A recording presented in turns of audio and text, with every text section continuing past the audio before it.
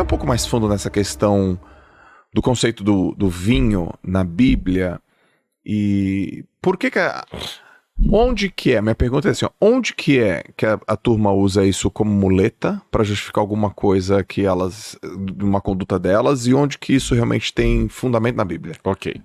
A questão da muleta eu fico te devendo responder porque é muito subjetivo. Tá bom. Aí entra naquela parte que eu falei assim, eu não sei o que está no coração da pessoa. Também tenho que ser honesto academicamente em dizer para você que você pode trazer uma dúzia de teólogos aqui, gabaritados com doutorado em teologia, doutorado em Bíblia, que vão falar que Jesus bebia vinho, era o vinho alcoolizado. Eu tenho que ter essa honestidade acadêmica com você. Tá bom. E você vai ter uma outra dúzia de teólogos igualmente gabaritados que vão concordar comigo e vão falar assim, não, Jesus não bebia vinho alcoolizado. Essa é a tua linha. Essa é a minha linha. Mas não bebia vinho alcoolizado. Então, eu tenho que apresentar essa linha, mas com esta franqueza em dizer que você tem especialistas dos dois lados. Eu vou falar desse lado de cá. O vinho, quando ele é usado de maneira... Porque, veja bem, vamos começar pela problemática. Acho que é melhor começar por aqui. O vinho dá uma vez por ano. Okay. Eu não sei se hoje, com essas tecnologias... que tem fruta que dá o ano inteiro, né? Hoje eu não sei. Eu não sei como é que são as vinícolas hoje. Mas no passado arqueológico, quando não tinha todo o mecanismo de hoje, a uva só dá uma vez por ano. E, se eu não me engano, não sei se é no mês de setembro, que dá lá no hemisfério norte. Então, como o vinho só dá uma vez por ano, você não tem, sem refrigerador, como ter vinho, suco de uva, não alcoolizado o ano todo. Okay. Porque ele é o mosto, o vinho não alcoolizado, quando você tirou da uva. Depois ele vai alcoolizando, tá certo? Eu achava, tá vendo, a minha limitação, eu achava que vinho necessariamente deveria ter álcool. Não, no português sim. No português sim, porque nós chamamos de vinho só bebida alcoólica, e a gente chama de suco de uva. Pois é. Mas só que no hebraico, a mesma palavra usada para um é usada para outro. Ain. Ain em Ou hebraico... seja, suco de uva é vinho? É vinho. O ain, tanto é que no livro de Isaías fala o seguinte, dê vinho para os recém-nascidos. E é ain. Mas não vai dar vinho, álcool para criança. Para criança. A bem da verdade, existe uma segunda palavra em hebraico, teirosh, que significa apenas suco de uva. Tá. Suco de uva. Mas tem o ain que é o contexto. É igual falar manga. O que é manga? Depende. Pode ser uma fruta ou pode ser uma peça de roupa. Tá bom, entendi. Você tá entendendo? Entendi. Pode ser a manga da camisa ou a fruta. Entendi. Só a palavra manga, ela não me diz nada. Entendi. Porque você pode estar falando de uma coisa ou de outra. Então, só a palavra ain, vinho, não significa muito. Em grego, você tem oinos, que também é um sentido duplo. Ela pode significar tanto o suco da uva, como... Não existe a palavra suco. Hoje você tem, em hebraico moderno, você tem mitz tapuzim, suco de laranja. Tá bom. Mitz é suco, em hebraico moderno. Mas não existe mitz na Bíblia. Suco. Entendi. Você entendeu? Você tem é o vinho. Então, como é que eles faziam? Eles preparavam o vinho e eles tinham técnicas, não só em Israel, a gente tem isso mapeado também entre outros povos, de ter tanto o vinho alcoólico como o vinho não alcoólico durante o ano todo. Tá. Era o vinho não alcoólico, por exemplo, que era dado às crianças. Okay. O vinho alcoólico, ele sim, era praticado, muita gente bebia e tudo mais, mas ele não era bem-vindo, por exemplo, no mundo romano. Por incrível que pareça, há muitos textos, especialmente dos epicureus, dos estoicos, nossa, vai ler Marco Aurélio, que descem o sarrafo na bebida alcoólica, no vinho alcoolizado. E eles falam que esse vinho alcoólico, ele traz malefícios para a sociedade terríveis. Terríveis. E só tem uma coisa que todo mundo usava, duas coisas que eles usavam esse vinho altamente alcoolizado. Ou você usa esse vinho para funções medicinais, por exemplo, a pessoa precisava de alguma coisa, você dava um vinho altamente alcoolizado para ele, até o vinagre, se fosse o caso, para servir de morfina. Tá bom. Que aquilo te anestesiava. Então, assim que eles operavam as pessoas, por exemplo, que até trepanação era feita no Egito Antigo, então você dava aquele vinho. Você usava aquele vinho também para esterilizar machucado. Ele era bom. Na parábola do bom samaritano, Jesus fala que o camarada que ajudou o outro que estava ferido lá, colocou na ferida dele óleo e vinho. Tá. E você usava também, num segundo momento, para purificar a água. Eles não tinham filtro, mas já tinham a noção que a água contaminada poderia matar. Então, como é que eles purificavam a água? Colocando um pouquinho de vinho. O vinho purificava a água. E tinha uma dose, era 10, era 1 para 10. Tá. 1 para 10. 10 de água, 1 de vinho.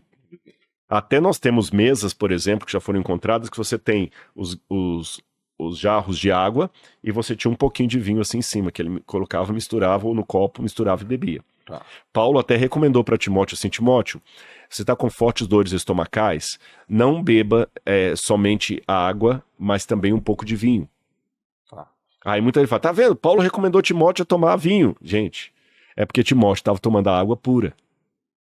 Paulo falou o seguinte, põe um pouquinho de vinho na água para esterilizar essa água por causa dos seus problemas estomacais. Tá. Nenhum médico até hoje lançou qualquer artigo falando que vinho ajuda para problemas estomacais.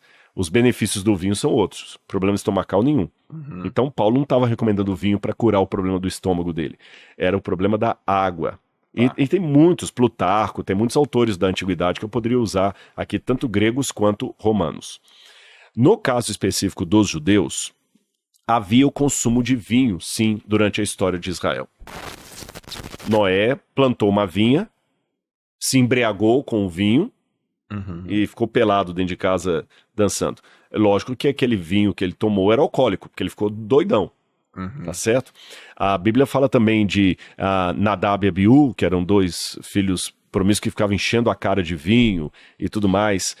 Quando Sansão teve o voto de Nazireu, Deus falou assim, você não pode nem olhar para o vinho, nem para derivados da uva. Então havia a prática de vinho, de uso de vinho alcoólico na história de Israel. Agora, isso que Deus tolerou, mas Deus dava regras. Vocês não devem fazer isso.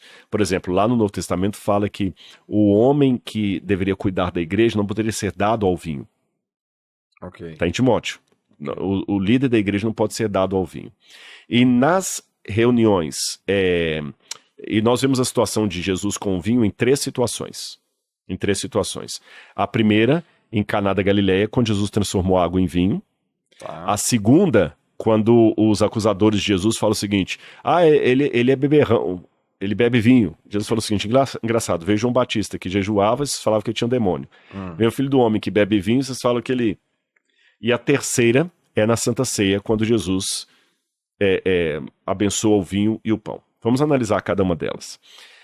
No milagre de Caná da Galileia, as pessoas já tinham bebido a festa toda. Porque quem defende o uso do vinho na Bíblia fala, Deus condena a embriaguez, não a moderação. Ok. O argumento é esse. Mesmo esse grupo aqui que acha que pode se beber o vinho alcoolizado, ele fala o seguinte, desde que eu beba de maneira moderada, Deus não me condena. Ok. Ele condena a embriaguez. Ok. Aí tudo bem.